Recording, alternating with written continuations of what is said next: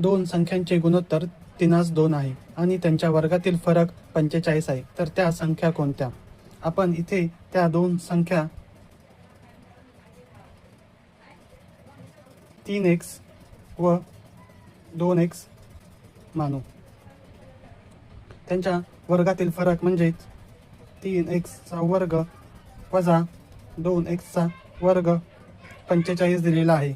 3x वर्ग म्हणजेच 9x वर्ग वजा 4x वर्ग बरोबर 45. इथे आपल्याला 5x वर्ग बरोबर 45 भेटेल.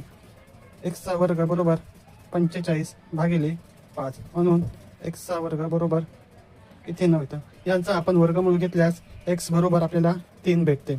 आपल्याला त्या संख्या विचारलेत. आपली पहिली संख्या 3x आहे म्हणून 3 गुणिले 3 बरोबर 9. तर दुसरी संख्या 2x बरोबर 2 गुणिले 3 बरोबर 6. म्हणून त्या दोन संख्या 9 आणि 6 या आहेत.